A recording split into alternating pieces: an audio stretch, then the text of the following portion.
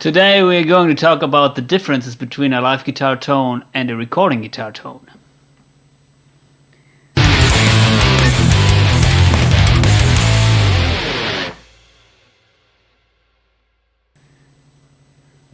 One topic which is very often discussed in between guitar players, I think, is the differences between a live guitar sound and a recording guitar sound. In short, there are two main differences, in my opinion, which are very important. If you are talking about high gain guitars, the differences between a good live guitar sound and a good recording guitar sound are mostly in the bass and also in the presence frequencies, or in the treble frequencies, if you want. So that is maybe to me the biggest difference. And of course there are other important things too which you have to consider, but today I would like to show you how to get a live guitar tone out of a recording guitar tone, because I think if you are playing at home, usually you dial in a guitar tone which is very comfortable for your ears when you're playing at home. But usually what happens is, if you use this tone live and in a live situation, when you're playing direct to front of house, it might be too bass heavy, or it might be too harsh in the top end. And I will show you at least my steps, which I usually apply when dialing in a live guitar tone. Of course, I have my my guitar tone, which I use for recording, with the AxeFx 3. You heard it in the intro. And let's open the editor. So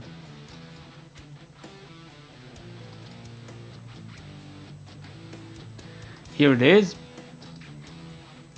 the Axe Edit. And of course here I have tons of delay and some effects which I will turn off now. Turn off the pitch block, the enhancer. The EQ doesn't do that much. And also the multiband compression. So we leave it at that. This is my rhythm tone which I use for recording.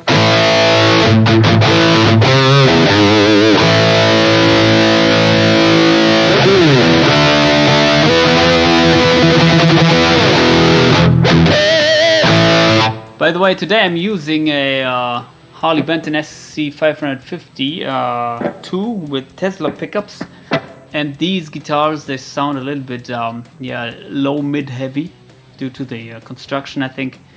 So this patch is designed for the fusions. Usually with these Les Paul style guitars, if I use them, I would dial out some lower mids around the 250 Hertz to compensate that. But just for now, I would leave it at that. So this is my recording tone. And usually what I do live is, at first I'm cutting the lows and also the highs, but I don't do it that drastic so that you don't hear it, hopefully. So maybe let's cut the highs at if we go direct to front of house, let's set it around maybe 8K. That is something which, you may hear in a good studio environment.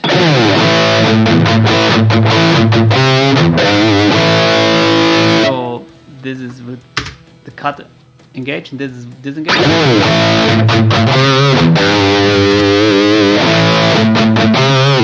But I think it doesn't make that much of a difference here. But in a live situation, the frequencies, I think, above 8K, for example, they are not useful at all. So you can cut them. What I usually do is I cut frequencies above maybe 3K or something, 5K, but it depends on the slope. So we will come to that in a second. But to get rid of some unnecessary elements, you can start with this. And then basically what you have to focus on are the frequencies between maybe 100 Hertz and maybe 8K. But that is a wide range. And what is helpful, of course, is you have to know which frequencies have which effect. That is something which I explained in many videos. And it's definitely helpful. Of course, you cannot say in general you have to dial out these frequencies and these, because it's always depending on your patch, on your amp. The IR is very important, also your guitar. But just to give you a short overview about my thinking is the frequencies around 100 Hertz are the bass frequencies for me, and these frequencies around 100 Hertz, they are a little bit they are helpful. They don't cause that much problems if you don't overdo it, because you can use these frequencies and they will fatten up your sound, the 100 Hertz. But other than that, they don't get muddy or something. That said, of course, it's your way near the bass, so you should be careful with these frequencies. What is next are the low mids around 250 Hertz, and these frequencies usually they can get very annoying, especially with this guitar here. Les Paul has maybe already a huge amount of these lower mid frequencies. I can show you the effect if you crank it. So that is this range.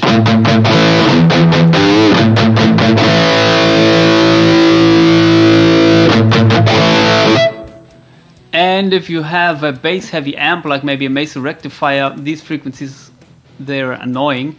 And usually I'm taking care of these frequencies around the 250 Hertz. Of course, it varies. Sometimes it's around 200 Hertz, sometimes it's around 300 Hertz. But these lower mid frequencies, I'd say from 200 Hertz to maybe 350 or 300 Hertz, they're usually a section which can lead to muddiness, and it can get annoying. So usually I tend to dial out a little bit of these, but of course it depends on your sound. But just keep in mind, these lower mid frequencies, they can cause problems. Above that, the mid region, it's something I'm really focused on. This is I'm usually referring the mid region personally to 400 Hertz until maybe 2K. And just to give you my thinking about these frequencies in between, the 400 Hertz are important for the pitch of the note, so it can help, especially for lead tones, if you add a little bit of 400 Hertz. I can show you maybe the effect here. If you dial that out, get more or less this scooped rhythm tone.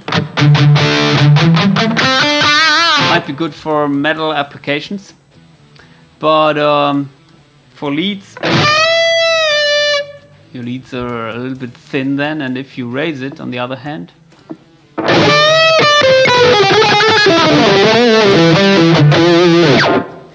you can hear much more of the note. But of course, if you raise it too much, like I did now, it causes a little bit of boxiness. So overall, if you have a good recording tone and a sound which is already sounds really well balanced in every frequency range, then you don't have to do that much with the EQ. So usually what I do is to correct something within a range of 2 dB. So I'm maybe going 2 dB down or up, but not more. But the 400 Hertz is something which you can use for maybe better leads if you want to hear more of the pitch of the note. The reason for that is, I don't know, maybe the other frequencies above, they are much more for the percussiveness of the sound, and scratches and something, and well, what's below is bass frequencies. And if you dial out already the lower mids around the 200 Hertz, then you can compensate that a little bit by using more of the 400 Hertz. The other thing, the region which is coming next, the region around maybe 800 Hertz, that is something which is a little bit honky. The honkiness region, I like to call it, from maybe 700 Hertz up to maybe 1.2K. And I can show you that if I raise the 1K.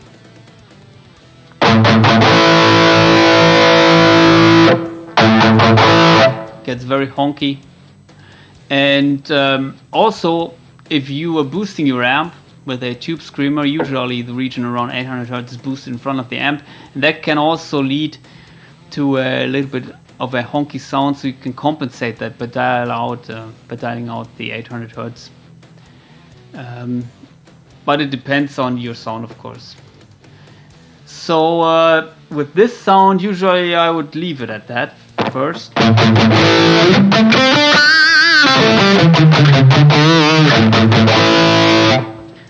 Because I don't find it too honky.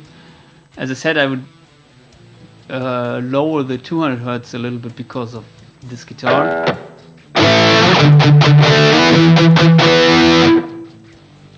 And the other, maybe the high mids, if you would like to call it that. For me, it's maybe the region from 1K to maybe 2 or 3K. This is more or less the punch of the note.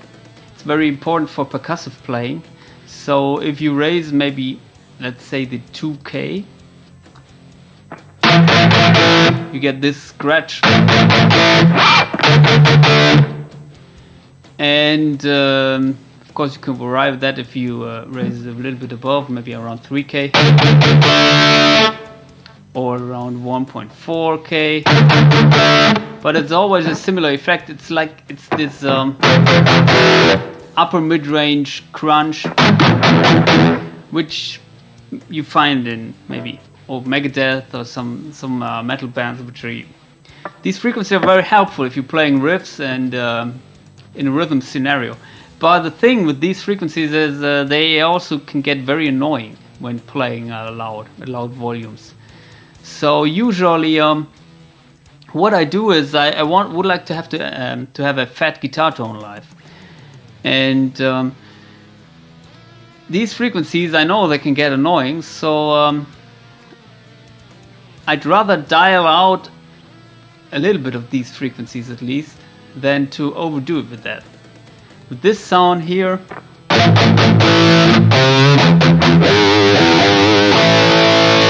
I think it might be okay. There's a little bit in a higher region which I will talk about in a second, which is annoying in a live situation. But it's not around the 2K or something if I leave it at here at 0. And so the key to a good live tone is, in my opinion, to find the right balance between bass frequencies and higher frequencies. And in between, it's more or less a little bit scooped, because these frequencies, they're helpful for some things which I explained you. Maybe the 400 Hertz helpful for the pitch of the note, or the other for the percussiveness. But it should not be too much, because these frequencies in the mids, they can get annoying. Usually, if you have the right amount of bass and also the right amount of high end, you can crank the guitar tone. It sounds fat, but it doesn't get annoying if there's not too much mids.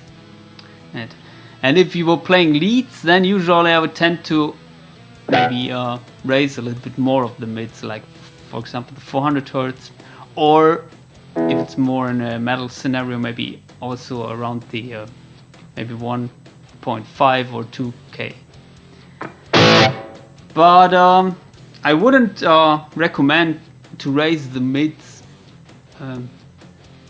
just in general always, because what I've heard many times is well, you have to raise the mids to have a good live guitar tone.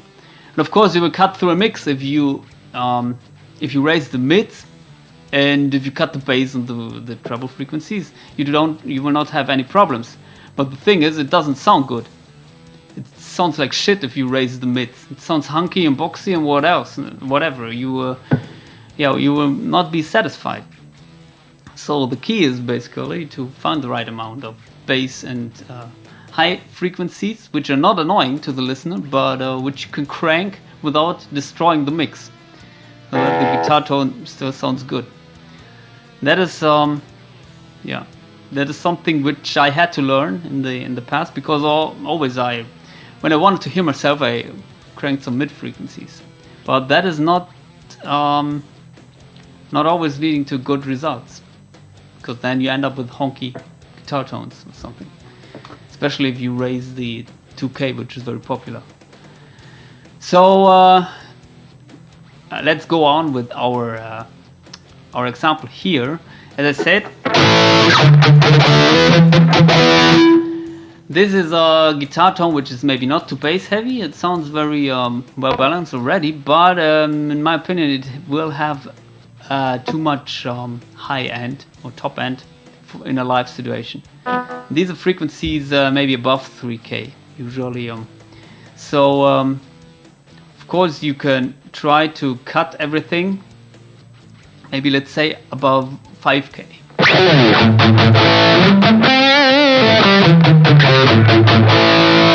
This would help you in a live situation very much. And if you crank this sound, well, it would be much better than the one before. But what you can also hear is there's something still audible which is annoying. These are the frequencies around 4K, which are still there. They are not cut, as you can see here. So usually what I do in this situation, instead of trying to find out the frequency which is annoying, which could also work, I'm using another filter. So maybe I'm using a shelving filter. Shelving filter is just affecting the frequencies above the frequency here you're dialed in, and I start a little bit lower, maybe at 3K here. And as I said before, usually I don't do much more than 2 dB, within a range of 2 dB, minus or plus. But with the bass and the high end, it's a little bit different, because here I'd like to cut as much as possible so that it still sounds good, but you don't have something annoying. So I start at 3, then I lower it.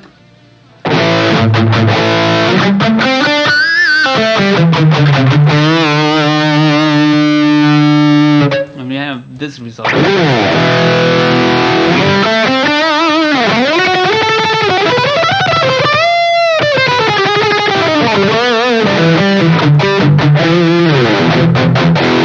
And one myth which is also well irritating to many people is how can I dial in a good live tone which is working on every system?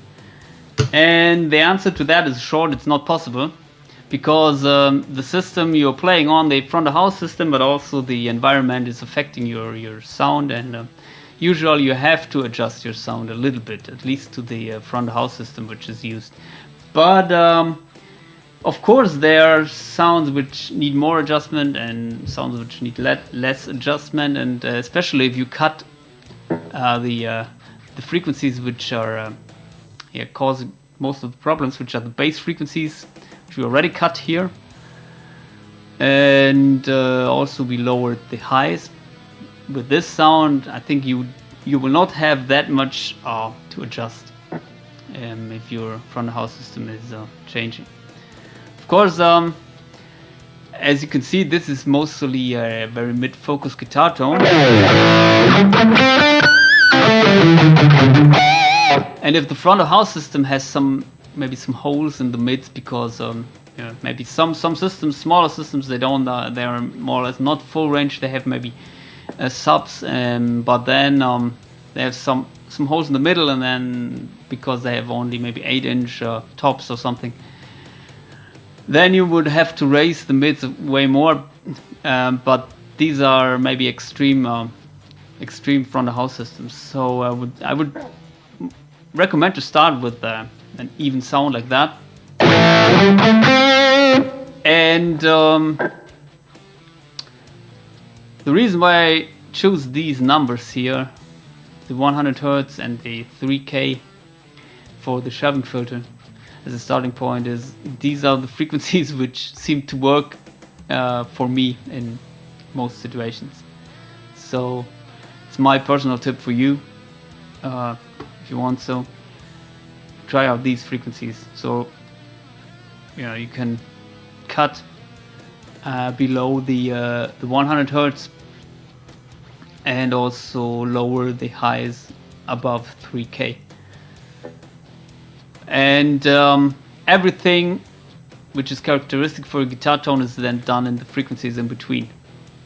And therefore I told you maybe the 100 Hz you can use for fatten up your tone. The 200 Hz are usually responsible for like a little bit muddiness in the lower mids and also some boominess. 400 Hz is maybe important for leads. 800 Hz 1K is like this honkiness region, which you could dial out a little bit if you're using a tube screamer, and also if your sound is too honky in general. And these 2-3K, it's more or less the percussive and scratchiness, which is maybe helpful if you're playing Megadeth, but if you want to play maybe fat rock sounds, it's better to not to overemphasize these regions. So this would be for me a starting point for a live tone. And usually of course it depends a little bit on the volume, on the environment in front of the house, how much I lower the highs. And here with the bass cut, of course it depends on your unit, which slope is here implemented in the equalizer. So you can of course change it here in the AxeFx. As you can see, if you're using a slope of 6 dB, then it's not that drastic. And of course you can play around with that if your modeling unit is able to do that. Also, you can try to use a shelving filter here. Same with the highs, and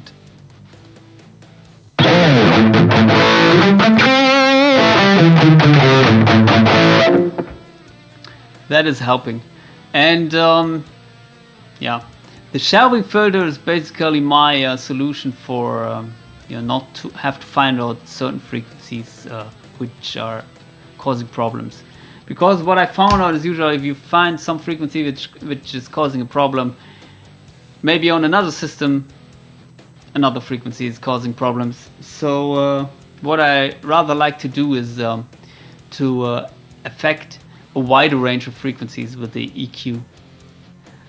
And these things, dialing out specific frequencies with a very high Q, for example, like that, if you're doing that thing, it helps if you have a certain mix where you want to fit your guitar to fit in, and you are hearing frequencies which are sticking out. But if you want to have a flexible guitar tone which sounds good and on more systems, then I would rather recommend to use a wider range like that Q, maybe around 1.7 or 1, 0.0 and then adjust your tone. So basically, the key to a good live tone, if you have a good recording tone already, is just get rid of bass and highs. And for the rest, you have to listen closely. If it's too honky, dial out a little bit. If it's too boomy, then dial out 200 Hz a little bit. And other than that, it should work. Of course, your recording tone has to be also a little bit balanced, like my tone was before. If you have already problems in your recording tone, then, for example, if it's too honky, then of course you have to consider that in the live situation. But yeah, in most cases, these steps, they work for me, and it takes a little bit of practicing to know which frequencies are too loud in your sound. For example, if you're hearing boominess, then maybe now you know it's around the 200 Hz. And if you're hearing honkiness, you maybe know it's around the maybe 800 Hz or 1K. But of course, first you have to train your ear that you can recognize it's maybe too boomy or it's too honky. Yeah, that is something, well, which is just experience, in my opinion. So play around with the EQs, and I hope this helps you. Yeah, please post your comments below, and I'm really curious what your steps are to get a good live guitar tone out of your modeling unit. Other than that, please subscribe to my channel. See you soon. Bye.